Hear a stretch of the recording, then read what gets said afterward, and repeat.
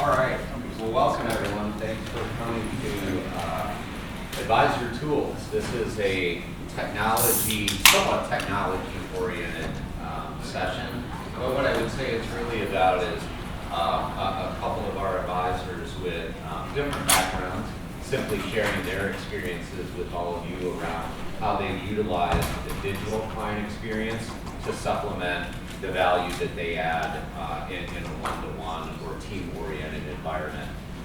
And we can really take this anywhere that you like. You'll be happy to know that this session likely has the fewest number of slides of anyone that you've sat through. There's a grand total of 2, of which neither needs to be looked at for particularly long. So actually 3, I guess, if you include this one. So, but anyway, we can do a lot of Q&A with it. I have a lot of questions, largely for the panel. I'll start introducing myself. Rob Ziliak, I am Chief Experience Officer now for the organization. It's typically followed with, what does that mean? By experience, really my focus is on the end clients that all of you take care of. That involves everything from the financial planning software that we have, that involves the integration of systems that we're using within Buckingham Strategic Wealth and across our entire advisory community. That involves the leadership of the evolution of design, build, and protect that you've heard much about, and the totality of the client experience.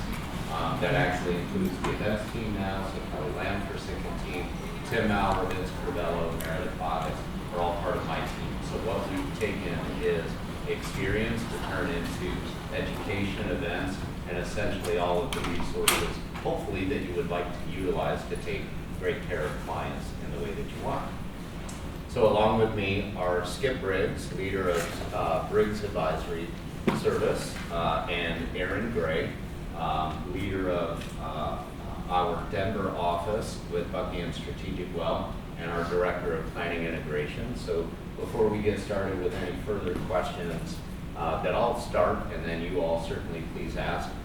Skip, why don't you tell us a little bit about your own personal or your professional background and, and the makeup of your practice as well. Sure. We're a new member of DAM. We've been with DAM for about a year and a half. We were previously with a broker-dealer for about 17 years before that. We're located in Lincoln, Rhode Island. As you can tell, I think as I walked in here, I thought I was the only person in the room without an accent. Well, we've been, we're about 316 million under management, and 5 people in the office, so we should try to systemize it in order to get that done, get that done properly. So hopefully we can share some of those things today. Aaron? Yeah, hi, Aaron Gray. As Rob said, I'm with Buckingham, on the Buckingham Strategic Wealth side in the Denver office. A little on my background, we joined Buckingham via acquisition about 4 years ago. So prior to joining, I was in a family RIA. My father founded back in the 80s, and I've been with him for about 15 years at that time. And so have the experience of being an independent RIA, and then most recently inside of Buckingham. Rob mentioned my title, Director of Planning Integration. If it sounds made up, it's because we made it up. But what that means is focusing on the Buckingham side. I play a primary role in evaluating, selecting, and implementing the technology tools that our advisors will use to execute the client experience, to have conversations with clients, and make them more efficient in doing their job, and make it a more robust, understandable experience for the end clients. And I did a lot of that. My passion was kind of in that area. I have a technical background, an engineering degree, and so I appreciate the elegance and tools that come together. And what Bill and I said something really cool this morning about how good engineering invites proper usage or something like that. And I jotted that down. I think that speaks a lot to what we're trying to accomplish. Certainly on the Buckingham side, as I think most of you know, we kind of think as Buckingham as the R&D laboratory on a lot of this stuff, and once we feel like we've got it pretty well figured out and have a really nice best practice, that's when we begin to introduce it to the BAM community. I keep talking, but I'll stop now. And actually, I should add, prior, I did join Buckingham via transaction protection as well. So I was a minority partner in a firm in Indianapolis that joined Buckingham 5 years ago. I have advisor roles in my background, but I also spent 17 years with Schwab, so I have a lot of business management leadership in my background. So I have a relatively diverse set of roles in the business and the advisory space. Our practice in Indianapolis was concentrated on advising dentists. So about 95% of our client base was, and actually still the Buckingham Indianapolis office is, comprised of dentists across the country. So the incorporation of technology was incredibly important because a whole lot of the meetings are still held virtually. So I'll jump in and answer anything that I can help with. So one of the slides that we'll spend the least amount of time on, but I'll just remind you of it, and please disregard the what, because we just forgot it was up there. But this is, you've seen this at least once during this session. Vince Cavello showed it. This is an internally modified version of Fidelity's advice value stack. So what you're seeing down here is the basics of taking care of money for clients, and all the way up at the top is the transformative component of where you're helping them with legacy, with their community involvement, the real impact. So very much coincide with much of the life planning type of themes that you've heard throughout it. And I wanted to make sure that that is a consideration, because even though this session is about technological tools and utilizing a digital experience, it absolutely plays a role in your ability to fulfill what clients expect from us. So if anybody wants to come back and see that, we can certainly turn to it. But I'll actually leave this graphic up in the background. And this was actually made up by engineer Aaron and reformatted by our marketing folks, so it did look like it was created by an engineer. Anyway, we'll leave that up as a reference point for a little bit, and if it gets too bright, just let me know and we'll turn it off. So you're well known for having a lengthy track record with incorporating technology in your practices. So Skip, why don't you start? Why don't you share with the group, why did you invest in technology, but also systemizing to begin with? Yeah, part of my first career, actually, I was an engineer also. I was an industrial engineer. So what was hammered into my head throughout that portion of my career was you always systematize everything. Get rid of 90 to 95% of all of the routines and put that in a process and you kind of control it that way so you can spend time on those 10% of the things that really need your attention. So I kind of carried that with me throughout my career. So as I left engineering, I didn't want all that math anymore. So I went to work in accounting because it didn't have so much math. And then after a while, I left there and did the wealth management side to get rid of some of the math that was in accounting. But it carried with me all those principles. So when we started the wealth management practice, I said, how can we systematize all the day-to-day routine, make the client experience the best we could for our clients? And part of that is not so much client experience as this customer service, make it easy to deal with us, make it systematized. The people in the office know exactly what has to be done. We do it repetitively. We have a process, and my partner Chris is here, he can correct me if I'm wrong. We have a process for everything in the office, from a meeting to a follow-up from a meeting to what a client gets, how you do all of that. And we started that really with CRM. That was the first piece of software that we bought years and years and years ago. We started with Redtail before even our broker-dealer had Redtail. And we used that as part of designing systems for the workflow in the office. How many workflows do you use? We don't actually use the workflows. We use the tasks. We find the tasks in Redtail to be much, for us, that works much better than the workflow is. But we have a process for a meeting. We have an Excel spreadsheet that we use for a meeting checklist, and the relationship managers and the client service people in the office will go through and get us ready for a meeting and note that in Redtail. What have we done? When did we do it? We store the documents in the file. Client walks in, they get an agenda before the meeting about if we do it right, maybe a week before the meeting. We ask them for comments, we update it, when they walk in the door, we're ready to go. To have a meeting. We have a follow-up process, all goes into the CRM, all gets documented on what we did with the client. And so if you were to hire a new associate and you want to educate them on what the process is that a Word doc or is that an Excel doc that you put in front of them and say, here's the process we execute? Yeah. There would be a cell dot and sit down and we would walk you through that. So then, because we were financial planning focused, CPA background, all of that, the second piece of software we bought was financial planning, which was Money Guy Pro. That was probably 14 or 15 years ago. I think Chris reminded me yesterday that the first project we had when he walked in the office 12 years ago was to fix the portfolio model that was in Money Guy Pro. But we use that financial planning process. It gets updated through regularly through feeds every day through Orion. So Fidelity to Orion, Orion to Money Guy Pro, through the CRM system. So we have a flow of data every day that updates our systems in the office so that we know what's there. That's why we do that. Now we've got the freedom of time for myself. I can pay attention to that real important client call that you need to make. I can pay attention to the follow-up in the meeting from the client because I know all the routine daily things have been systematized and everyone else in the office is taking care of that. And then the important stuff bubbles to the top. So that's how we approach it. So whether it's a client experience or a client service, kind of synonymous, that's how we do it. And then the portal came in as an important piece of that, and the client interaction.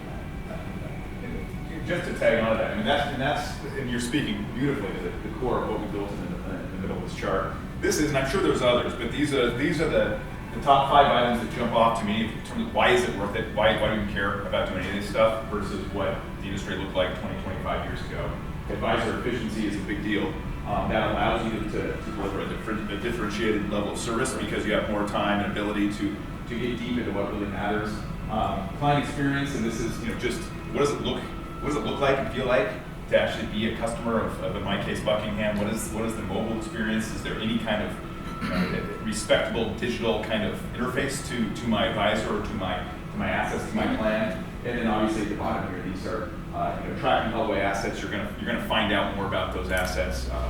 There's a lot of different ways you may do that, but certainly technology you can leverage to get access to that, particularly if you have a cool client experience and you have a feature where you can track your net worth on a daily basis inside of my app. We have this set up with a wealth access integration and the mobile app that Orion offers up for us, Buckingham branded, where I can, my tech and client clients, I can teach them, hey, you can go in here, put in your credentials for all of your outside accounts, and if it's just your 401k and like your big stuff, great. You can put in your home address and click a little button for Zillow to update it automatically. So now we have one of your biggest single assets listed there and updating ongoing. And even if you want to put your bank and credit card info in there, where you, again, just a typical aggregation kind of experience where you put in your credentials, it'll go out, technology will go out, grab it, pull it in every day. And now if you do that, you have the ability to do some cash flow analysis if there's a need for help in budgeting, or really if there's just a curiosity from the tech and client to go in and say, wow, we spend a lot of money at restaurants, honey, we should probably think about doing something different or not. And then finally, increasing retention is just all about, if we have all these pieces and we are trusted and we are providing service and we are attached to all of these financial decisions, any sentence that has a dollar sign in it, so I tell my clients, if there's a question mark and a dollar sign, I want you to call me, I want you to contact me. And so, to the extent that we can leverage technology to be involved in more ways that way, I think it's better for the client, obviously it's better for us from a business standpoint. Well, in 15 minutes, you two answered my hour's worth of questions. So I have a question on Go for the Orion app and client aggregation. I found with client aggregating components in the client portal or wherever else, we use InvestNet on our work side, that there's initially a lot of interest activity, linking and whatever, Right. Passwords get changed, and the data drops off, and then there's like this tapering, and they're just a little less involved in that process. Do you do anything specific to keep them engaged, to make sure you keep those feeds going? Yeah, and so, so forth. and I'll kind of go first if you have anything to add. It's a lot of it. I kind of use that term of tech inclined client. We're not going to force people to use this. Of course not. And so some of it, there's just a level of buy-in that you want to have from somebody you think that might enjoy using it. Sure. Beyond that, it's to a degree it's up to us, and to probably a larger degree it's up to our vendors. So whatever technology you're using to be producing outputs that are engaging and mean something to that client. So if there's the initial uptake and they say, well, that's kind of interesting, I'll get myself set up, and then they go back and they see something they like, or there's something of value or meaning there, then you're going to see a little extra effort to maintain that. But yeah, I mean, there's no silver bullets on that. The other things, and again, with our own tech stack, we now that we have MoneyGuide Pro and we have data dumping from Orion into MoneyGuide Pro, we have data from Wealth Access also dumping into MoneyGuide Pro. So it's coming from two separate places each time we access the plan.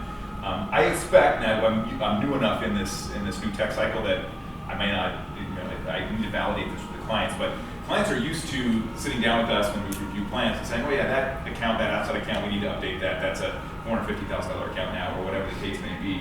When they see that data flowing in and they understand that it is updating the plan, and when the plan is available inside the portal, just 2 tabs away from where their Wealth Access experience is, you go over to the planning experience, and that's the MoneyGuide Pro output is there. Well, they'll know that if they're maintaining the data in Wealth Access, that is feeding into MoneyGuide and giving the most up-to-date output there. Now, I'm assuming that they care about what that Monte Carlo looks like, or they have some engagement with what that is. But there's at least we're giving them more breadcrumbs along the way to care about it and have it be more meaningful. So they put in the extra 30 seconds to keep their credentials up to date, or whatever the case may be.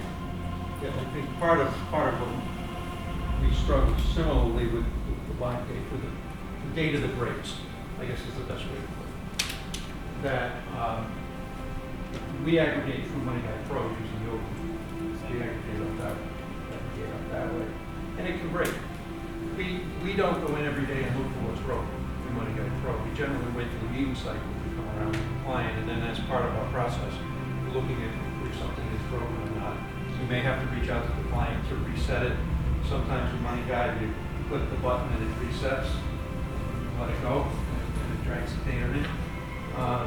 But sometimes also you can give the client direct access in MoneyGuide Pro to their data. They can go in and update themselves. They can go in and link up the accounts themselves. They can do that. But what's important to us in that process is the beginning of every meeting or interaction that we have with the client. What we have on the screen, or I have on the screen when I'm talking to them, is their net worth statement on MoneyGuide. And that starts the dialogue in the meeting. So we want that data fresh and as correct as it possibly can be.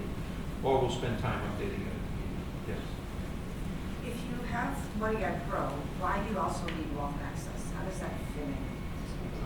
Well, MoneyGuide, you need to get the data. You need to aggregate the data into MoneyGuide somehow. Yeah, so really 2 primary different functionalities. A Wealth Access, that's more of an account aggregator, so it's getting balances from out in the universe and pulling them into one. MoneyGuide, the primary function of MoneyGuide is actual planning functionality we saw yesterday. They have some other integrations. Yodely's kind of more nested in there, where Yodely in this example just is their version of what we use for Wealth Access. So just it's going and getting information. And I don't know, it's been a long time since I've seen the experience, but it lives inside of MoneyGuide. Is that what it feels like? It's a tag inside MoneyGuide, but it's a separate component you have to drag. Gotcha. So if you don't have anything yet, if you don't have Wealth Access, is it best to wait until MoneyGuide Pro comes on and then maybe talk to them about this renewal or whatever you call it? I mean, you can accommodate. You have a question on that? I Or? have a comment. Yeah, go ahead. So for the data aggregation, I used to use eMoney, and then I decided not to use eMoney because of their data bought. But the difference was I was paying $3,000 eMoney, and I believe Wealth Access is about $3,000 annually. And Yodely is $400, and you could get it through MoneyGuide Pro. And so I use MoneyGuide Pro, and I know Ben is going to have MoneyGuide Pro, but I think it wouldn't hurt for you to get MoneyGuide Pro and Yodely, start the integration so you could get Orion data to come in and learn to use the tool, because it's very easy to use the tool and get help within MoneyGuide Pro. But I was going to ask it your experience with Yodely, because I haven't signed up, but I was so shocked at the price difference point for the, I think Yodlee was only a few $100s a year. wait, $400. Yeah. MoneyGuide Pro is like. Per user, I don't think it's a flat fee, so we might spend $1,000 a year on Yodlee. It's pretty cost effective. Right. It works well for us, it works well for the client, it's pretty easy to use. It gives us the data we need. So yeah, why don't we elevate that up a little bit, because just to make sure everyone is thinking, we have Legacy Loring Lord advisory firms have Envestnet as a portfolio accounting system. Legacy BAM and Buckingham Strategic Wealth are on Orion. So it's a fundamentally different starting point. Envestnet now owns MoneyGuide as well as Yodlee. And Orion does not own a data aggregator right now. We have selected through Buckingham Strategic Wealth and also still advocate for across BAM utilizing Wealth Access. And a distinction between Wealth Access and Yodlee is that Wealth Access is an aggregator of aggregators. So it's actually pulling in multiple feeds, including services like buy all accounts, whereas Yodlee is its own link. So the thought process or the structural difference between an aggregator of aggregators versus a single one is optimally, you're going to have your clients' data feeds break down far less frequently because you have 7 or 8 different sources to keep the link active. Now, something I share directly with clients, and I'll share the same with all of you, is that you actually want data feeds to break down periodically, because what that means is the provider is actually struggling to remain current with enhancements in the security systems that banks and brokerage firms are putting into place. And where they particularly struggle are the multi-factor authentication with what's your mother's maiden name, what street did you grow up on, you need to have a text sent to your cell phone to get in. And if there aren't struggles with that, your client should be damn worried that their confidential financial information is ripe for the picking. Because there are people sitting around all around the world just chomping at the bit to hack into those systems. So you actually, I would encourage you to look beyond just the dollar figure of what's being paid and make sure that you're really doing apples to apples comparison around what all is the service experience, what's the level of security, what's your support, integration, etc. Yeah, in our case, and we don't need to beat this dead horse, but just to throw in, the reason why we chose Wealth Access, or among the reasons, was we have within the client portal, so when you log in through the Orion client portal in our case, they have a very native look and feel experience. So it's part of the client experience. So aggregation is part of it, and that makes us more efficient. But when it comes to the client experience bullet point up there, that is a core functionality and a feature of our client portal that clients want to go to. When I open up my mobile app, I never go to my performance tab because or look at my balances. I'll go to my Wealth Access tab and look at maybe my whole net worth if I wanted to, or if I look at my cash flow data. So we were looking for more features to build into our digital experience. That was not, hey, let's go up and look at my balances, so I might want to call my advisor to ask mine down 5% this month. And so that's a primary feature that Wealth Access had that Yodlee wasn't built to be able to offer. Is the portal that you're providing to clients, is that an Orion client portal? Is it a Wealth Access, or is it MoneyGuide Pro? Good question. So it is hosted by Orion. Okay. It is Buckingham branded, so the client has no idea who Orion is. But yeah, it is hosted by Orion. But Orion, and this is a benefit of Orion, is they have a lot of robust integrations built out with a lot of different providers. So as I said, Wealth Access lives in there and it looks and feels very native. It doesn't feel like you're jumping out to another page. And then MoneyGuide Pro, once we enable that feature, they have a planning tab that lives inside the portal, and it's a little bit of both. There's some native looking widgets that kind of tell you about how you're doing in your plan. And if the client, again, I'm logged in as the client at this point, if I wanted to see more plan details, there's a button I can hit that opens up a whole new page that has what the snapshot, if you saw the demo yesterday within MoneyGuide. But it is on one page, almost everything you need to do, or you want to look at, and you can click through to get more details if you wanted to. So it is, to us, it is among my highest priorities in making sure that we give clients one URL and one set of login credentials. and not to give them 5 different sets where if you want to look at your vault, you go here, and if you want to look at your performance, you go there to find your quarterly statement. It all needs to be one place, and then from that one place, if we can launch out to other places without other credentials, I'm willing to entertain that. I'd love for it all just to live inside of one web page that you can navigate through, but that's kind of non-negotiable, is having more than one set of login credentials to whatever extent we can make that happen. You have a number or a percentage of the total clients that will go into all this? That will go. That will use this information. How much? And not everybody goes in. Yeah. You know. And so we have a lot of numbers depending on what specifically you're looking to measure. The primaries, we just look at what is the usage of the client portal to begin with, right? And then we can look and see who's using wealth access or not. And those numbers, and we get those periodically updated. It's a little skewed in our Buckingham world because we have enough new offices kind of joining our world that they're just onboarding. So as soon as we're making progress, we just dump in a bunch of new households that have 0 adoption. So it always kind of skews the numbers a bit.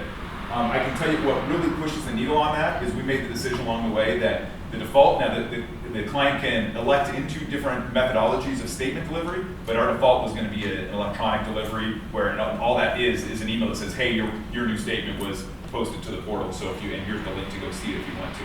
So that kind of reminds the client every quarter that I can go here and I need to set up your login if you haven't done it before. But that is, the adoption is a topic of conversation every time we get together. But, like wealth access, how many go into MoneyBag Pro and look at their plan and update it, or how many, I know on my side, a lot of my clients don't want to do that, they don't care to do that. So I'm just curious, on a firm-wide basis, is it 20%, is it 40%, is it 60%? It's 50% of the engineer clients. Yeah, and do you know your numbers for that? Not as exact as probably you guys keep track of that, a bit closer, but when we use the client portal, we load all clients come into the portal. We do the same thing. All reports, quarterly reports are delivered to the portal, they're not sent to the portal. We do have a handful of clients who call and say, I want paper. We send out, and it's a handful. And we've got 300 some households. The activity in the portal, you see it when the email goes out to say the quarterly performance report is ready. Then there's a flurry of activity of people going into the portal. And that might be 40%, 45% of the clients, maybe. But on a daily basis, how many people are going into the portal? Yeah. Not a lot. And our numbers are about the same, and I just one kind of capper on that is, it's my opinion, is the battle the torch I carry in these conversations is, that matters, but it doesn't matter. Is just because we don't have more than 50% adoption doesn't mean we shouldn't be doing it. And which direction is it, and if we're doing our job right, we're offering up really great functionality and useful features, that should continue to grow, and it will just because the demographics continue to grow. So I'd rather be out ahead a little bit on it as opposed to be trying to catch up. Let me just add actually a philosophical piece to that too. Maybe it's not philosophical, but a realistic one. Frankly, I think a lot of the reasons that there's not a higher client adoption rate right now is simply advisor bias, because we have a number of advisors that actually aren't that enamored with it anyway, or they think it's prompting the wrong behavior from a client. In actuality, just because they have a portal made available to them doesn't mean if their mindset is a delegator of their financial life to you all, it doesn't mean they're going to proactively go to that portal and look at performance every day. It's a feature though any longer. Our belief is that it's a must-have in this type of world because my 84-year-old dad is using apps on a phone. He's on Fidelity's website. He's doing all sorts of things online. So we should expect that clients expect that we offer a digital piece. Joe, I'm just going to, since we're talking about best practices, my firm also uses the rule of client portal, paper only if requested. But I didn't like the email announcement that Orion pushes out. It's not branded. And so this is the last quarter we did a constant contact. We embedded the quarterly update that was branded with the name of the company, and it says now you gave access and reminded them how to access the portal and all that stuff. So We we had the same concern the first round with that, and ours is a little bit finicky, so it looks like it's coming from us. The email goes out. Constant contact works pretty well. And we use constant contact also, but not for that. Okay. We've been happy with the emails that have been going out from Orion, that look like it's coming from us. Okay. We see the activity uptick when the emails do go out. Yep. So that's been okay for us, so I might inquire a bit more on how they could help you. Okay. Brand Brand that. that. Brand that with that. All right. Yeah. I think it's a really smart overlay though. Yeah. Either way, it's, Yeah, you can 100% control the experience when you're doing. Right, and then we were also content. sending out the quarterly update, and listen for all one. We do so much in constant contact, we were worried about, is it just one more? Too much. Constant contact is going out there, and what would be right delete, and, but if it works, yeah. We'll see. Chris, you have a. Question for the Buckingham guys. With the clients getting at least 1 or 2 or 3 emails a month from the custodian and getting the email from us that the quarterly report's available, and how do you manage their behavior and or confusion with the custodian website versus the portal, and how do you try to drive them to the portal versus the custodian website? Yes, great question. It's preferable, obviously. So this is more or less left to the advisors and kind of setting the right expectations, particularly during onboarding or as things change and sort of catching up with clients and just kind of cluing them in on this stuff. I can tell you, as my experience as being an advisor sitting with clients is I'll kind of casually, I'll make sure they know that if, say, we're using TD Ameritrade to open up new accounts, there's access there, and we can certainly help you set that up if you'd like that. But honestly, Mr. and Mrs. Client, I would encourage you to use this client portal. We're going to send you credentials for this.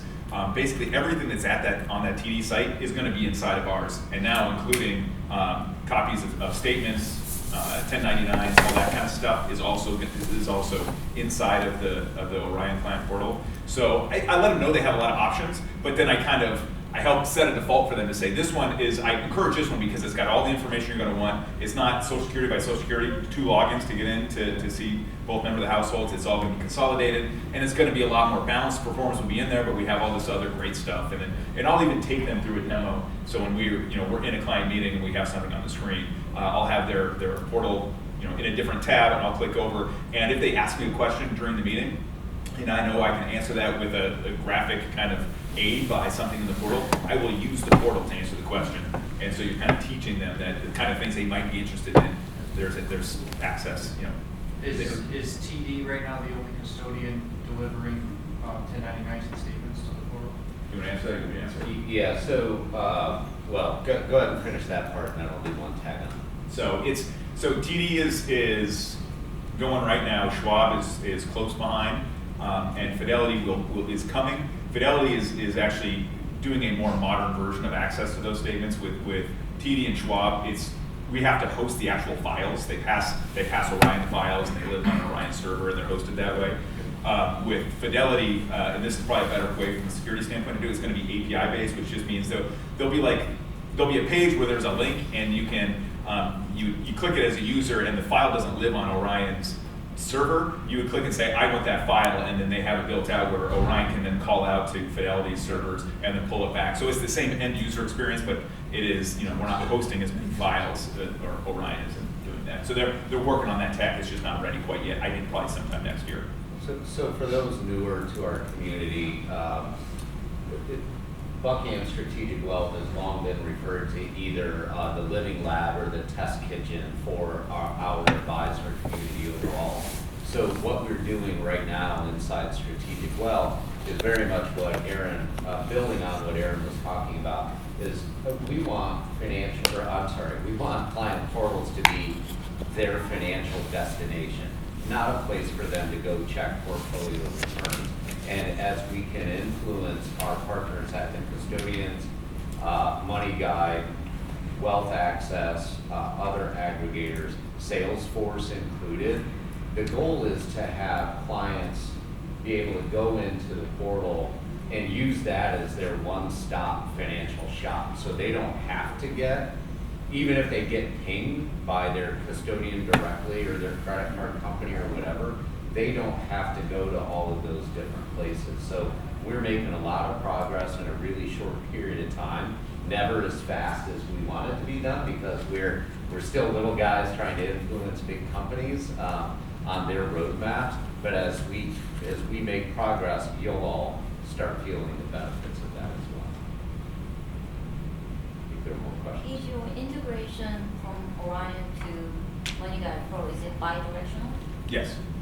So if you did use Yodlee and had aggregation pulled into MoneyGuide Pro, then that total data will go back to Orion.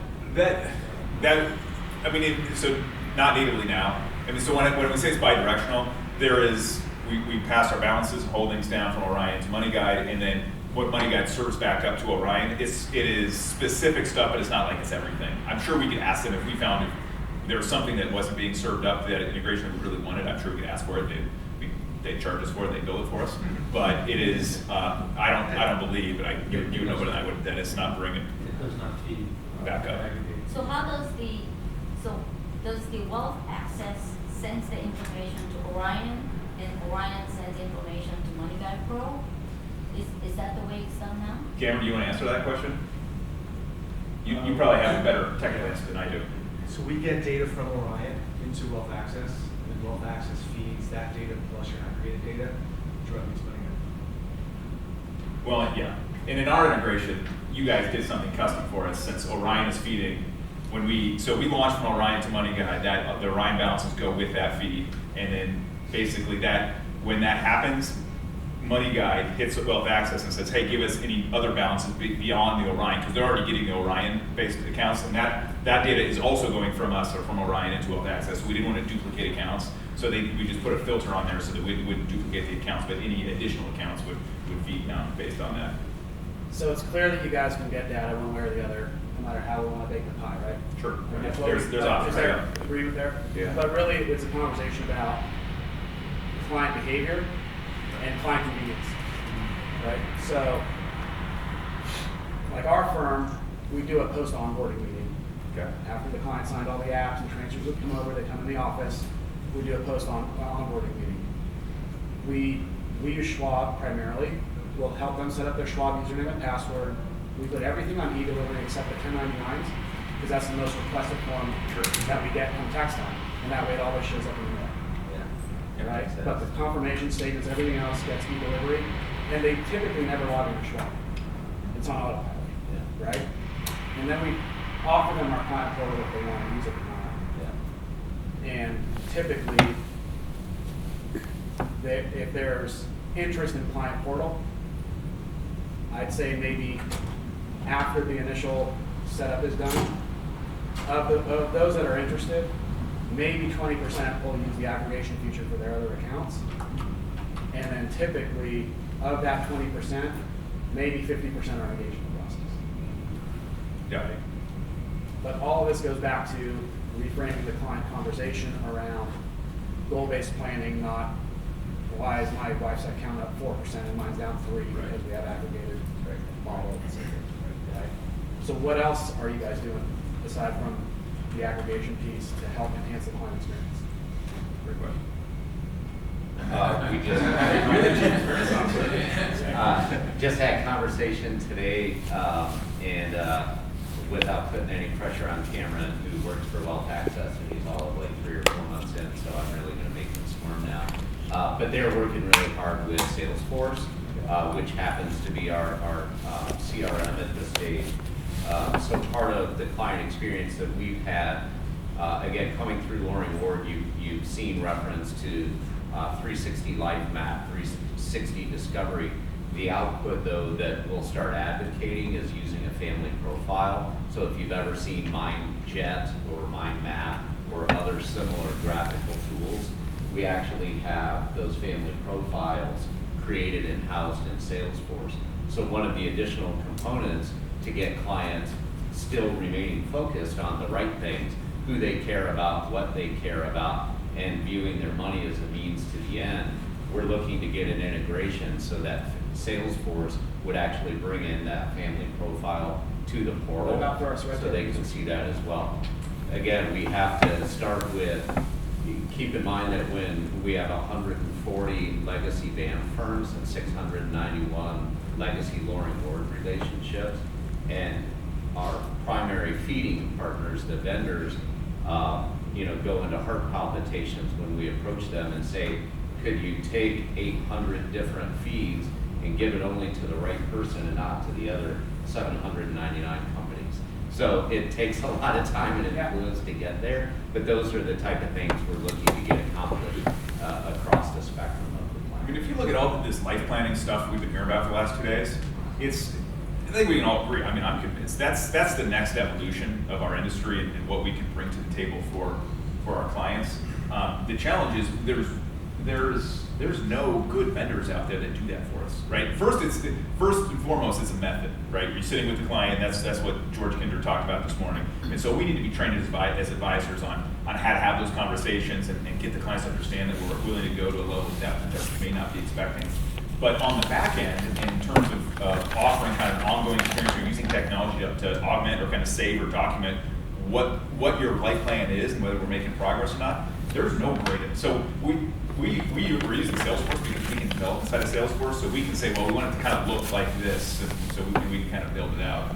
If anybody else has a ton of extra time and some capital, let's build a company that does that, because I think it's right in the industry. It's just nobody's doing it. There was one that's related specifically to an offering an RA that was recently purchased by Goldman Sachs that was out there, and it was sexy looking, but I think in practice, at least the feedback I heard is it didn't work that well. Are you working with Salesforce directly, or are you working with a Salesforce like platinum partner that helps customize Salesforce? Both. Some of all of it. Yeah. Part of what we want to make sure we're helpful about across the community too is making it easier for all of you to manage your practice of clients, right? And to have a systematized way, and Skip's phrase, to be thoughtful around what degree of personalized experience and how much attention should you be given to any given relationship, maybe largely based on the value back to you. The primary difference within Buckingham Strategic Well, using Salesforce, we can actually build the workflows and tasks and have all advisors put it to use. They're all W-2 employees, and it's all the same system. You all can use whichever CRM you choose to use. It's your discretion as to what components of a tech stack you want to put in. So we can give our best recommendations of these are workflows and tasks that you may want to get built in to any given CRM that you're using, but some of our capabilities are strained based on who chooses to use what. In the back. So one of the pieces of feedback that we consistently get is on the experience side, account opening is a real pain. Right. And enhancing that experience across the board. Can you guys speak to what, from a tech stack perspective, as an organization, what we're working on to alleviate that frustration from I don't have side that box on up here. to- I need to add that box. Yeah. Skip to you. I mean, I agree, the onboarding is just, you have to do electronic account opening system that they're looking at, hopefully that helps in that process. The biggest pushback, I guess, we get from a new client in the onboarding is really all the emails from the custodian that come flying out where it's multiple accounts, and please verify your email address, please verify this, please verify that. They think they do it, they get another email, we're on the phone with them back and forth.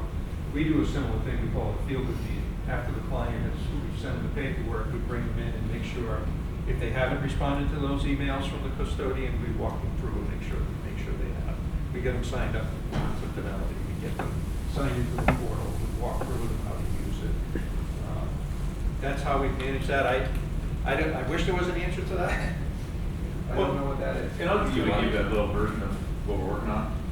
Yeah, I didn't know if I should utter those two words. A little that I was version. being- Well, yeah, they talked about it. So, Yeah. so we're working on technology. Part of the riddle here is TD has their version of streamlined account setup, and Fidelity does, and Schwab does. And so we need to figure out, is there a way for us to unify that, have it be kind of a singular functionality, but then it works for all of them. And so we've been working for a while and continue to work, and hopefully sometime relatively soon can take live a functionality that does just that. The efficiencies will come out of it would be a much more efficient data validation at the front end that both the client service team and the advisory team can participate in. Just to look at a consolidated single page of here's all the data that is going to end up in the forms, but it's not in forms yet. It's just validating this all makes sense, this all looks good, and that will reduce the number of NIGOs coming back to us that there's a missing data on the form, or even as an advisor when I get my forms back from the client service team that puts them together for me, and there's a bunch of yellow marks about like net worth and stuff that the TD's asking for on their statement that just was not part of our data entry to them in terms of how to pre-populate. So it will clean a lot of that up. And then on the back end, so that is kind of the form filling part of the functionality and data validation. And then on the back end of that is then plugging in a way that everybody's compliant and happy with an e-signature functionality if you want to make it that way. Not required, but so you can get to forms being filled and you hit the print button because you got the Smiths coming in a half hour and you can sign everything there. Or you can do a e-signature experience that's going to work uniformly for everybody. So it's not as slick as some of the stuff still is in terms of like you never have to come out of your web browser to all the way open up an account, but we're moving in that direction. And that the other side benefits of using the kind of technology I'm talking about create a lot of other operational efficiencies because you're putting in your fee schedule when you're putting in like the details about how this account's going to be administered or what the investment policy statement is. So then we can then write the fee schedule to our portfolio management system, or Orion in our case, so we don't have to go back and update that or assign that after the fact. If the investment policy statement is a part of that package, that can write directly to our systems that are in charge of trading and rebalancing. So it's already in there, we already know what the target allocation is, as opposed to having to go and having separate documents and then go load those correct settings at different times and who's supposed to be responsible for that and so on. How close are the tech platforms being allowed single sign-on? So from my CRM, push all data into account opening, into planning software, so staff isn't re-entering information 4 times. Close? Yeah. I mean, we're close. Like 2022 close or like next 2 months close? Well, I mean, there's a lot of examples in the question, but there is having to re-log into a different site or having to re-key in information are like 2 primary things that we're trying to get rid of as a part of that project specifically. Like those are among the top priorities. So, for example, investment advisory or wealth advisory agreements, investment policy statements that are internal only documents, those are already solved via Agreement Express. Those can be pushed out and returned back via e-signature without a problem. Those are already done.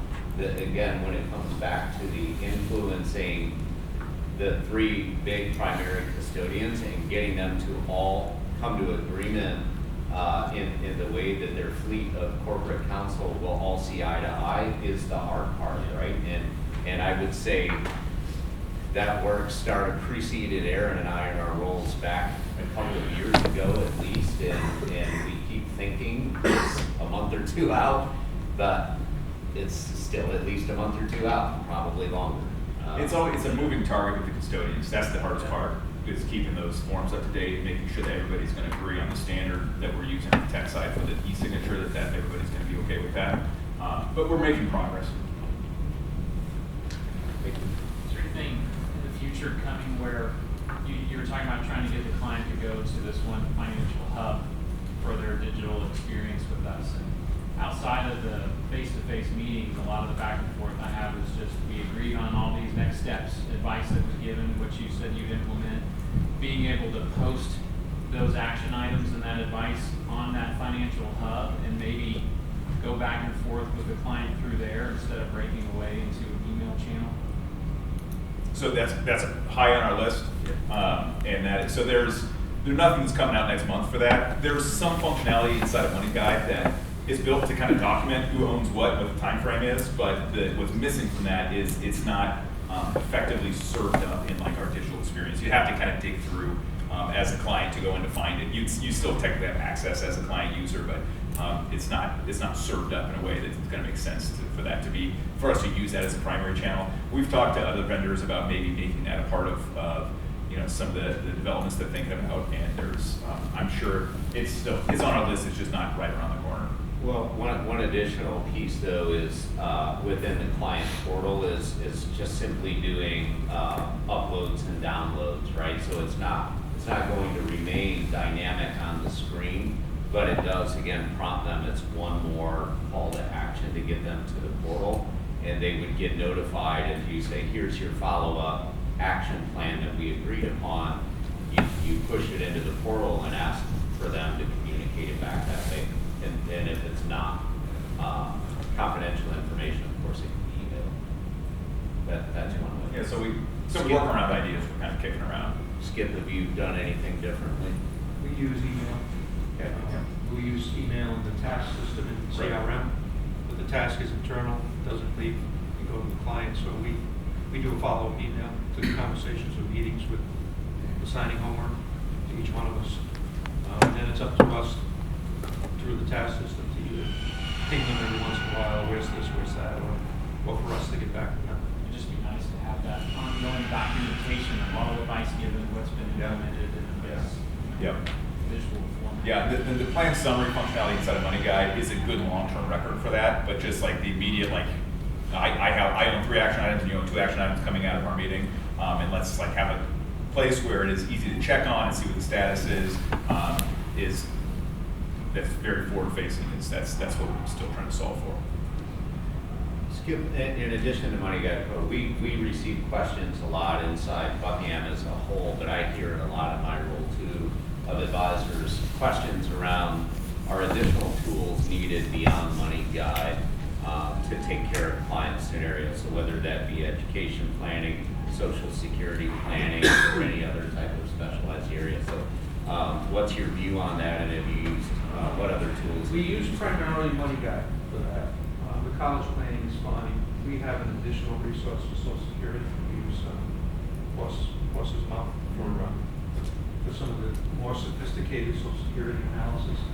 Money Guide has made major improvements in that over the last couple of years, so it's much more in depth. But to really do some what if scenarios for a client, whether it be survivor versus their own benefit and so forth, we find Plus' Mouth is a much more valuable tool right now for us to do that. I mean, I'm gonna ask everybody here a question. Of all these little boxes up here, is there any tool that anybody's using that you're over the moon about? That's something that might be specific? I like Maximize My Social Security.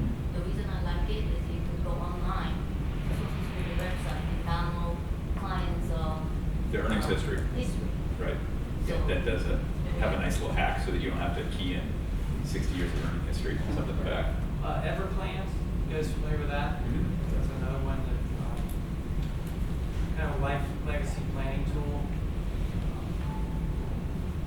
That's probably the newest thing we're using, but good feedback on it. Do you have that integrated with any of the other technology you're using, or is that more of a standalone? It is somewhat integrated with Redtail. We're pushing, it talks to Redtail, I know that for certain, because we can push over the accounts that we manage in it, but as far as I know, it doesn't integrate to Money Guide Pro yet, and things like that, so I know they're maybe working on other integration.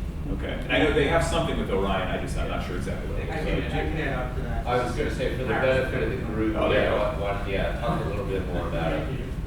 Yeah. We do have an integration with both Orion and Redtail, making it really easy to invite clients to those systems so that you can get them to populate into their own plan. So right from Redtail, right from Orion, press a button, it pre-populates some of the information that we've already gathered in those other systems. It just makes it a little easier so that you sit down with your client, you're already showing them something that's already filled out, and then you use it in that system. Why don't you, I'll let you do it, and by the way, now you look familiar, we met here in St. Louis, so, yeah, we've done some initial due diligence on Everplan, so we have some familiarity, but just for the benefit of the group, why don't you describe a little bit more about what it is? Yeah, so Everplan is a tool that helps families get together and look at importance of wills, trust, financial accounts, insurance policies, making sure that it's not only there organized and stored, but most importantly, it's shared with all the other family members, which becomes a way for practices to get to know who the other people are that are really important, helping to overcome issues when it comes down the road, down to transfer of wealth, or at the very minimum, to complement some of the other tools that you're using to get a better picture of what's going on outside of asset management and outside of insurance products. We do have integrations with Redtail and Orion, and eager to do some other integrations that we think make sense. So this type of professional experience that, you know, the Money Guy Pro integration and other systems, we're really eager to do, so we just gotta find the right use case for them. We've used Everplanes in our office, and offered it to our clients, and they've been really, really happy with it. The additional value of that to the overall planning process. It's another challenge around adoption. We've added it as well. So we have someone in our office that we designated as the Everplanes champion, and she's in charge of reaching out to clients, offering it. Offering it. Does she want to move this actually? Happy to do. But that was the thing too, is like, all right, are we advisors going to do this for each of our clients? No, let's just get one of the junior associates. She's going to own it, she's going to love it, live it, learn it, and then that's her gig. Cool. I don't see my jet up there, or is it up there? It is not a, but we, through our CRM is where we're doing our family profiles, but that's it. Using my jet or using something similar to that? I don't think any of our, our tech guys. So it's something, when we switch to Salesforce, our internal developers just basically built a way to grab data items from within Salesforce and then draw a family profile around it. So it's just a custom thing we built because it was going to be the best solution for us. And it allows for immediate integration, right? It's sitting within the CRM, so it was, one less set of data entry, one less software system, et cetera. So we're trying to reduce the number of tools, right, and increase integration. There's a question. Yeah, I mean, you kind of answered that question. I was just going to ask how you actually integrated the family profile into Salesforce, and so it sounds like just internally that was created. So like we use Salesforce, we use Accelerate as like the overlay, but like would we ever have access to that integration as well? Because I think it's a great idea to be able to house your family profiles within Salesforce, but we're a really small team, we don't have the capacity to actually build that integration. So That's a really good question. I don't know. We can follow up with you on that. I don't know enough about the program to know that we can plug that out and do that to somebody you can drop it in, or if it's something complicated. Yeah. How did you Money Guy Pro in Redtail? Are we looking at two separate computers that are we looking at them, or are they integrated deeply? You raised a question. Yeah, Money Guy Pro and Money Guy Pro and Redtail. Are they tied in deep, or is it just you're looking at two different systems and looking at the data? Really, for Redtail, what we use for the feed Money Guy from Redtail is really all client demographic data. So it's dates of birth, it's family members, it's that. Do you use the account? Does your Redtail capture account data? It does, but Orion's already doing it for us, so we didn't want to go off on that and shut that off. It does, but it'd be double. Yeah, that's what we found too. So you've got to figure out which integration you're going to put. Right, and we chose Orion, so we turned off Redtail. So that's the step. Redtail feeds the opening data of the Money Guy. Then we integrate Orion into the Money Guy, so they feed every time we move the Money Guy forward. Or you Yeah. So I'm not the tech guy in our office, and a lot of this stuff is kind of new to me. I've heard about it. I just joined the firm there. Who can our guys call to get some of this? These questions are great, and who can our guys call to find out some of these integrations? We have Redtail, we have Money Guy Pro, we have Wealth Access, and whether they're using it right or there are questions, who do we call? I would vector them, start with your relationship director, and it's your kind of initial point of contact who can then internally vector, the key questions. That's one good starting point.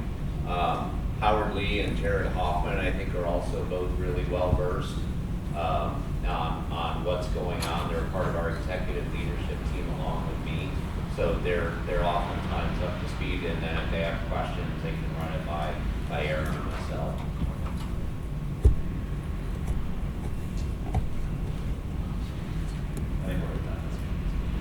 Actually, yeah, we are, and we'd be, well, we're at an hour, which I think is plenty sufficient unless anybody wants to ask more questions. We can stay, officially, this session, the window was open until 2:45. The next general session starts at 3, so after a few long days, since Saturday for some of us, we can certainly take a little bit longer break, but we'll be happy to stay and answer any other questions. Thank you all very much for coming, Skip, Aaron.